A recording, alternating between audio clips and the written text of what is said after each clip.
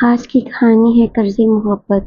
شہر کے سب سے بڑے صنعتی گروپ ملک انڈسٹریز کا مالک شہریار ملک ایک ایسا شخص تھا جسے پورا کاروباری حلقہ عزت اور خوف دونوں کی نظر سے دیکھتا تھا۔ سخت مزاج، کم گو اور نہایت پراسرار طبیعت کا مالک شہریار اپنے فیصلوں میں کبھی لچک نہیں دکھاتا تھا۔ اس کی زندگی میں محبت، جذبات یا رومان کی کوئی گنجائش نہیں تھی، بس کاروبار اور خاندان کی عزت ہی اس کی ترجیح تھی۔ شہریار کے والد سکندر ملک ایک نہایت باوقار اور اصولوں کے پکے انسان تھے۔ برسوں پہلے جب سکندر ملک ابھی اپنے کاروبار کی بنیاد رکھ ہی رہے تھے، ایک خطرناک حادثے میں ان کی جان بچانے والا کوئی اور نہیں بلکہ ایک عام کلرک رحیم بخش تھا جو اس وقت ایک چھوٹی سی فیکٹری میں کام کرتا تھا۔ سکندر ملک ایک زہریلی گیس کے اخراج سے بے ہوش ہو کر گر پڑے تھے اور رحیم بخش نے اپنی جان خطرے میں ڈال کر انہیں باہر نکالا تھا۔ سکندر ملک نے اس احسان کو کبھی نہیں بھلایا۔ انہوں نے رحیم بخش کو اپنی کمپنی میں اہم عہدہ دیا، اس کی مالی مدد کی اور برسوں تک اس کے خاندان کا خیال رکھا۔ مگر ان کے دل میں ہمیشہ یہ احساس رہا کہ ایک جان بچانے کا احسان کبھی پیسے سے پورا نہیں ہو سکتا۔ اپنی وفات سے پہلے سکندر ملک نے اپنی وصیت میں ایک عجیب و غریب شرط شامل کر دی۔ وصیت میں لکھا تھا کہ شہریار ملک کو رحیم بخش کی بیٹی زوہا رحیم سے شادی کرنی ہوگی تاکہ دونوں خاندان کا رشتہ ہمیشہ کے لیے مضبوط ہو جائے اور احسان کا قرض چکایا جا سکے۔ اگر شہریار اس شرط کو پورا نہیں کرتا تو کمپنی کا بڑا حصہ کسی فلاحی ادارے کو منتقل کر دیا جائے گا اور شہریار کو صرف بنیادی وراثت کی ملے گی۔ شہریار نے جب یہ وصیت سنی تو اس کا غصہ آسمان کو چھونے لگا۔ اسے یہ بات ناقابل قبول لگی کہ اس کی زندگی کا سب سے اہم فیصلہ یعنی شادی کسی احسان کے بدلے میں طے کیا جائے۔ اس نے اپنے والد کے وفادار وکیل بیرسٹر ہاشمی سے کئی بار بات کرنے کی کوشش کی کہ اس شرط کو کسی طرح ختم کیا جا سکے، مگر وصیت قانونی طور پر مکمل اور ناقابل تنسیخ تھی۔ دوسری طرف زوہا رحیم ایک سادہ، پڑھی لکھی اور خوددار لڑکی تھی جو کہ اسکول میں ٹیچر کے طور پر کام کرتی تھی۔ اسے بھی جب اس وصیت کے بارے میں بتایا گیا تو وہ حیران رہ گئی۔ اس نے صاف صاف کہہ دیا کہ وہ کسی ایسے شخص سے شادی نہیں کرنا چاہتی جو اسے صرف ایک قرض کی ادائیگی سمجھے، چاہے وہ کتنا ہی امیر اور طاقتور کیوں نہ ہو۔ مگر رحیم بخش جو اب بوڑھے اور بیمار ہو چکے تھے، انہوں نے زویا سے التجا کی کہ یہ شادی قبول کر لے۔ انہوں نے کہا سکندر ملک نے ان کے پورے خاندان کے لیے جو کچھ کیا، اس کا کچھ حق تو ادا ہونا چاہیے، اور اگر یہ شادی نہ ہوئی تو انہیں ہمیشہ یہ افسوس رہے گا کہ وہ اپنی محسن کی ہر خواہش نہ پوری کر سکے۔ زوہا نے اپنے والد کی تکلیف اور جذباتی حالت دیکھ کر بالآخر شادی کے لیے حامی بھر لی، مگر اس کے دل میں یہ خوف تھا کہ وہ ایک ایسے گھر میں جا رہی ہے جہاں اسے صرف ایک مجبوری اور فرض کی طرح دیکھا جائے گا۔ شہریار نے بھی اپنے والد کی وصیت اور کمپنی کے مستقبل کو بچانے کے لیے بدنخواستہ اس شادی کے لیے حامی بھر لی۔ شادی کی تقریب نہایت سادہ اور رسمی انداز میں ہوئی۔ نہ کوئی خوشی کا اظہار تھا، نہ کوئی گرم جوشی۔ شہریار نے پوری تقریب میں ایک لفظ بھی زوہا سے نہیں کہا۔ زوہا بھی خاموشی سے سب کچھ برداشت کرتی رہی۔ دونوں کے دلوں میں ایک ہی احساس تھا کہ وہ کسی کاروباری معاہدے کا حصہ بن گئے ہیں، محبت کے رشتے کا نہیں۔ ملک حویلی میں زوہا کی زندگی کسی امتحان سے کم نہیں تھی۔ شہریار زیادہ تر وقت اپنے دفتر میں گزارتا اور جب حویلی میں ہوتا بھی تو زوہا سے بمشکل کوئی بات کرتا۔ حویلی کے ملازمین بھی اسے عجیب نظروں سے دیکھتے کیونکہ انہیں معلوم تھا کہ یہ شادی کسی محبت کا نتیجہ نہیں بلکہ ایک پرانے احسان کی قیمت تھی۔ زوہا نے اپنی عزت نفس کو برقرار رکھتے ہوئے حویلی کے کام کاج میں دلچسپی لینا شروع کر دی۔ اس نے اپنی نوکری بھی جاری رکھی، اسکول جانا نہ چھوڑا اور آہستہ آہستہ حویلی کے ملازمین کا دل جیتنے لگی۔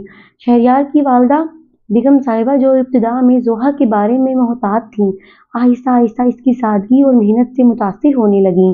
ایک دن زوہا حویلی کے پرانے ریکارڈ روم میں کچھ فائلیں سیدھی کرتے ہوئے ایک ایسی دستاویز پر نظر پڑی جس نے اسے چونکا دیا۔ یہ دستاویز ملک انڈسٹریز کے ایک پرانے کاروباری سودے سے متعلق تھی جس میں کچھ ٹیکس چوری اور غیر قانونی زمین کی خرید و فروخت کے شواہد موجود تھے۔ ان کاغذات پر شہریار کے چچا جاوید ملک کے دستخط تھے۔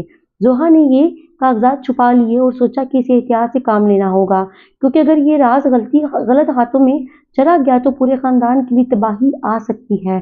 اسی دوران شہریار کو اپنی کمپنی کے مالی معاملات میں کچھ عجیب تضادات نظر آنے لگے۔ کچھ رقم ایسی جگہوں پر جا رہی تھی جن کا کوئی واضح حساب نہیں تھا، اور کچھ اہم فیصلے اس کی مرضی کے بغیر کیے جا رہے تھے۔ ایک شام شہریار اچانک زحا کے کمرے میں آیا اور اس سے سوال کرنے لگا، کیا اس نے ریکارڈ روم میں کچھ خاص دیکھا ہے؟ زحا نے پہلے ہچکچاہٹ محسوس کی، مگر پھر فیصلہ کیا کہ یہ سچ بولنا ہی بہتر ہے۔ اس نے شہریار کو وہ کاغذات دکھا دیے جن پر جاوید ملک کے دستخط موجود تھے۔ شہریار کو یقین نہیں آیا کہ اس کا اپنا چچا جسے وہ ہمیشہ سے خاندان کا سب سے وفادار فرد سمجھتا تھا، ایسی کسی سازش میں ملوث ہو سکتا ہے۔ مگر زحا کی سنجیدگی اور ثبوتوں کی مضبوطی نے اسے سوچنے پر مجبور کر دیا۔ اس نے فیصلہ کیا کہ وہ خاموشی سے اس معاملے کی مزید تحقیقات کرے گا۔ دونوں نے مل کر خفیہ طور پر تحقیقات کرنا شروع کر دی۔ زحا کی ہوشیاری اور شہریار کے وسائل نے مل کر ایک ایسی ٹیم بنائی جو راتوں رات پرانے کاغذات، بینک ریکارڈز اور زمین کے کاغذات گنگنانے لگی۔ اس عمل میں دونوں ایک دوسرے کے قریب آنے لگے۔ زحا کی ہمت اور شہریار کی سنجیدگی نے ایک ایسا اعتماد پیدا کیا جو نفرت اور بیزاری کی جگہ لینے لگا۔ ایک رات دیر گہری تک کام کرتے ہوئے شہریار نے زحا سے معافی مانگی کہ اس نے شروع میں اس کے ساتھ اچھا سلوک نہیں کیا، اتنا سرد اور بے روح سلوک کیا۔ زحا نے مسکرا کر کہا کہ وہ سمجھتی ہے کہ حالات نے دونوں کو مجبور کیا تھا۔ اس رات پہلی بار دونوں نے ایک دوسرے کو انسان کی طرح دیکھا، نہ کہ کسی مجبوری کے رشتے کے طور پر۔ مگر تحقیقات جیسے جیسے آگے بڑھیں، خطرہ بھی بڑھنے لگا۔ ایک رات زحا کی گاڑی پر کسی نے فائرنگ کی، وہ بال بال بچی۔ شہریار کو یقین ہو گیا کہ کوئی اندر کا آدمی انہیں روکنا چاہتا ہے۔ اس نے حویلی کی سیکیورٹی بڑھا دی اور زحا کو اپنے ساتھ ہر جگہ لے جانے لگا۔ تحقیقات کے دوران معلوم ہوا کہ جاوید ملک دراصل اس زمین کے سودے میں تنہا نہیں تھا۔ اس کے پیچھے ایک اور شخص کا ہاتھ تھا جو کمپنی کا پرانا حریف اور بدنام تاجر اسد نیازی تھا۔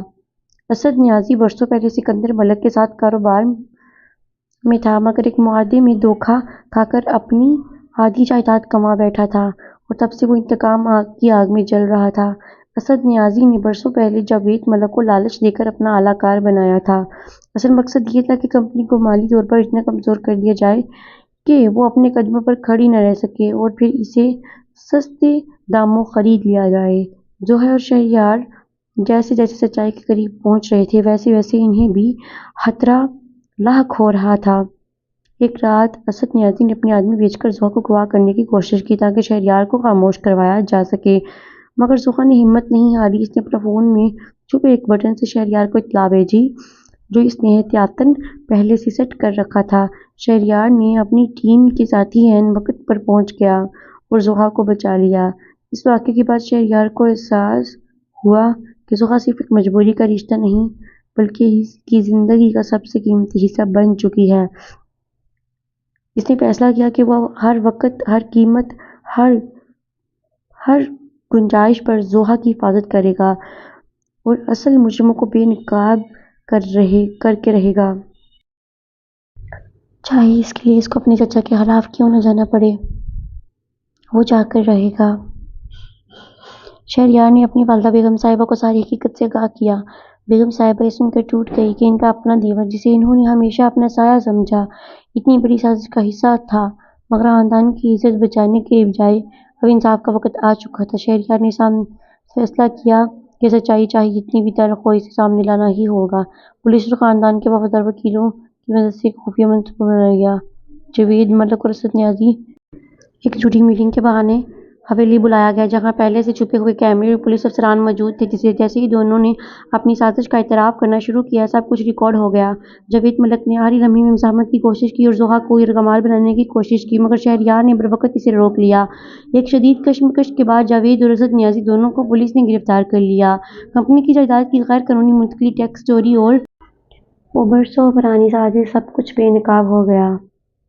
سارے واقعے نے شہریار اور زحا کو کنیائی رشتے میں باندھ دیا جو اب مجبوری نہیں بلکہ حقیقی محبت پر مبنی تھا۔ شہریار نے سب کے سامنے زحا کا ہاتھ تھام کر کہا، یہ لڑکی جسے اس نے صرف ایک قرض کی ادائیگی سمجھا تھا، دراصل اس کی زندگی کی سب سے بڑی نعمت بن گئی ہے۔ رحیم بخش نے سب سنا تو ان کی آنکھوں میں آنسو آ گئے۔ انہوں نے شہریار سے کہا کہ انہیں یقین تھا کہ سکندر ملک کی نیت نیک تھی۔ وہ تقدیر نے آخرکار سب کچھ صحیح راستے پر لے آیا۔ بیگم صاحبہ نے بھی ضحیٰ کو گلے لگا لیا اور کہا کہ وہ اسے اپنی بیٹی کی طرح سمجھتی ہیں اور انہیں فخر ہے کہ ان کی بیٹی نے ایک ایسی لڑکی کو زندگی کا ساتھی چنا جس نے مشکل ترین حالات میں بھی اپنی عزت اور ہمت نہیں کھوئی۔ اگر آپ کو کہانی پسند آئی ہے تو چینل کو لائک کریں، سبسکرائب کریں اور شیئر کرنا نہ بھولیے گا۔